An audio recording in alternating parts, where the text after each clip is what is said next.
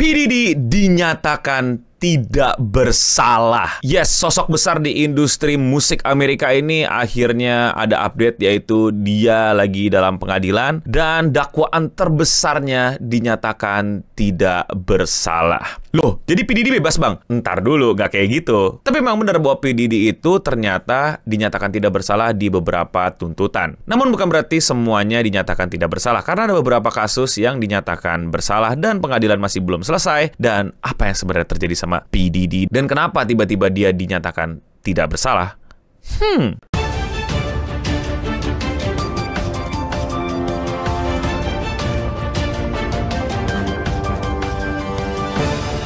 Akhirnya kita akan ngomongin P. Diddy Combs lagi, seorang sosok rapper yang cukup terkenal dan sangat kontroversial hingga saat ini. Gue udah bikin video sebelumnya mengenai P. Diddy yang dia ditangkap di video yang thumbnailnya kayak gini, dan kita akan tulang di dendritnya aja. Jadi apa yang sebenarnya terjadi? Yang terjadi sebenarnya pertama adalah di tahun 2024 ada video yang bocor ke publik. Video yang memperlihatkan P. Diddy dengan pacarnya pada saat itu, Casey, itu terjadi kayak keributan, kejar-kejaran, dan kayaknya juga berlaku kekerasan di situ di sebuah hotel di Los Angeles, Amerika. Combs seen assaulting his then girlfriend, Cassie Ventura, throwing her to the ground in a hotel elevator bank and then kicking her twice. Ini video diduga direkam di 2016, di mana pada saat itu pun P. Diddy juga terkena konflik sama mantan pacarnya. Tapi pada saat itu P. Diddy bilang dia tidak bersalah, dan walaupun begitu sempat ada semacam tindakan-tindakan hukum dan konsolidasi hukum, tapi ternyata tidak dilanjutkan ke pengadilan, tapi diselesaikan secara keluargaan mungkin ya. Tapi kalau bahasa Amerikanya settlement, jadi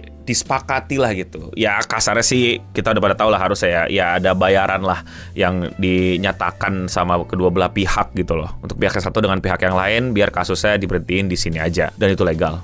Terjadi di Amerika. Di sini ada settlement juga nggak sih? Coba anak hukum bantu gue di kolom komentar di bawah. Nah itu semua tuh ya, settlement itu terjadi sebelum videonya klik. Nah pada saat videonya bocor ke publik dan orang-orang pada ngeliat, nah orang-orang jadi ngomongin lagi nih, wah ada apa sama P. Diddy? Kok P. Diddy bilangnya nggak bersalah, dan ternyata ada videonya dia bener-bener kasar, kejar-kejaran sampai nyiksa. Jadi apa yang sebenarnya terjadi? Gara-gara video itu rame dan banyak yang nonton, P. Diddy langsung bikin sebuah statement yang bilang bahwa dia minta maaf. Yang tadinya sebelumnya dia nggak mau ngakuin, tapi sekarang dia minta maaf, tentu dengan bahasa-bahasa ambigu yang membuat kita jadi nggak ngerti dia minta maaf karena apa. Tapi video itu baru keluar, jadi ya kayak dia minta maaf karena hal itu kah atau gimana. Tapi ya begitulah. My behavior on that video is inexcusable.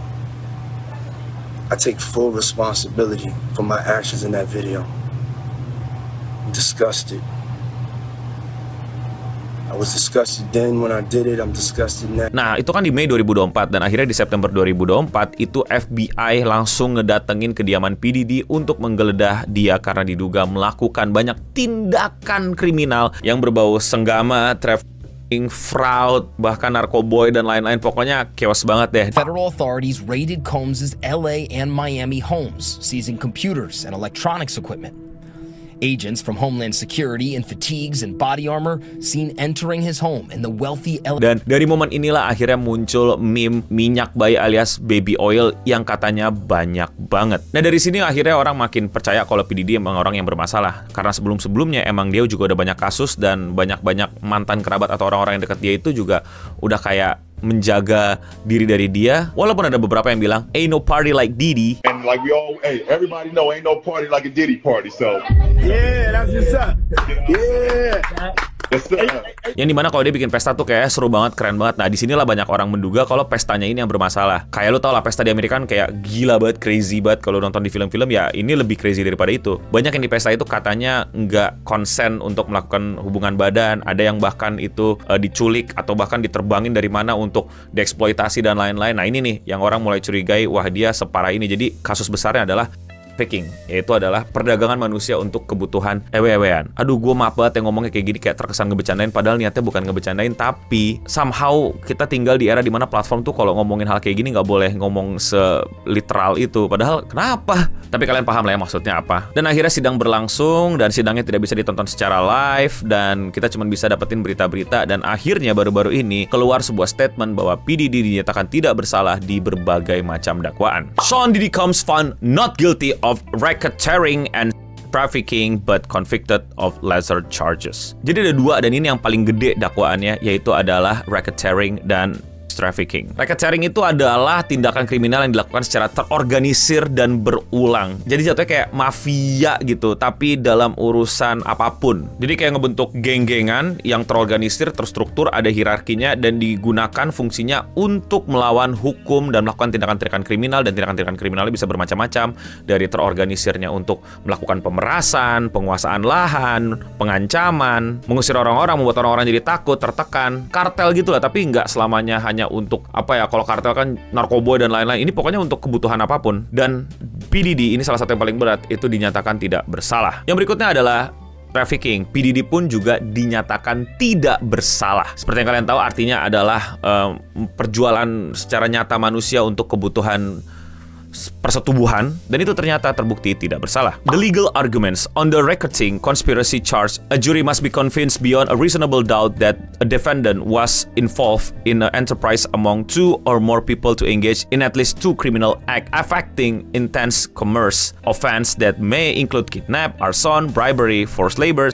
and underlying crimes. Jadi kasarnya, ini gue butuh bener bantuan dari teman-teman yang lebih ngerti hukum daripada gue untuk ngejelasin deh. Tapi kalau dari pemahaman gue, intinya adalah juri tidak yakin, karena harus 100% yakin ada bukti-bukti yang jelas bahwa ini adalah organisasi yang terstruktur, ada hierarkinya, dan PDD adalah kepalanya. Dan tidak bisa dibuktikan bahwa ini adalah kejahatan yang benar-benar terorganisir dan saling berkaitan. Namun bukan berarti tidak ada kejahatannya, melainkan beberapa kejahatan tampak seperti tindakan yang pribadi atau yang spontan atau yang dari dirinya dan teman-temannya aja, namun tidak terorganisir dan sistematik. Jadi dia tidak terbukti melakukan kriminal terorganisir, jadi tidak bersalah. Tapi bukan berarti tidak salah, tapi tuntutan dakwaannya jadi gagal, jadi bebas gitu nggak sih maksudnya? For a standalone trafficking charge, prosecutor must demonstrate the defendant by force or threat compel other to commit commercial act in the which something of value such as money was received. Secara singkatnya, jaksa gagal membuktikan bahwa korban adalah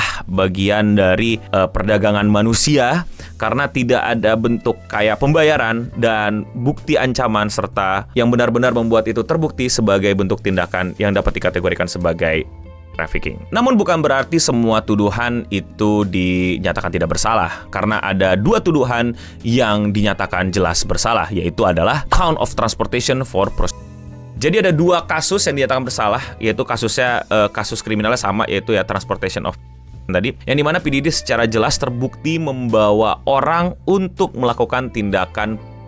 Dan ini terjadi pada 2 orang yang berbeda, yaitu adalah si mantan pacarnya, yaitu Casey, dan yang satu lagi adalah korban dengan nama yang disamarkan dan kita nggak tahu siapa, tapi di pengadilan sudah terbukti PDD bersalah. Dan atas 2 kasus ini yang terbukti bersalah, PDD mungkin akan mendapatkan penjara dengan hukuman kira-kira 20 tahun. Tapi nanti sidangnya belum ke-reveal, mungkin di bawah 20 tahun, mungkin di atas 20 tahun, tapi somehow gue udah merasakan bau-bau di bawah 20 tahun. Jadi kira-kira itulah yang terjadi. PDD dinyatakan tidak bersalah, bukan dinyatakan bebas, teman-teman. PDD terbukti tetap terdakwa pada 2 tuduhan, dan pada 2 kasus besar yang paling digembar-gemborkan dan paling pengen dilihat sama orang hasilnya, ternyata dinyatakan tidak bersalah karena kurangnya bukti dan kurang meyakinkan para juri untuk bilang bahwa PDD bersalah. Dan sekali lagi, ini belum selesai, ini belum keputusan hakim yang diketok palu, ini baru proses. Kita tunggu aja dan kita lihat aja kira-kira bakal gimana. Apakah selesai sampai di situ? Apakah di bawah 20 tahun, di atas 20 tahun? Atau malah bahkan ada banding. Tapi kalau menurut kalian bagaimana? Coba komen di bawah. Dan please banget teman-teman anak hukum, bantu gue kritisi, bantu gue koreksi kalau misalnya ada salah-salah ngomong di kolom komentar di bawah. Kalau kalian suka sama pembahasan sosok selebriti di luar Indonesia kayak gini dan kalian mau support gue, lakuin dengan sesimpel klik tombol subscribe. Dan buat kalian yang belum tahu, gue itu upload sehari 1. Jadi kalau kalian masih mau dengerin gue ngomong, ke channel gue aja dan klik menurut kalian video mana yang belum kalian tonton. Dan ya, sekian seputar internet untuk episode kali ini. Gue Nobening pamit undur diri, dan untuk kita semua,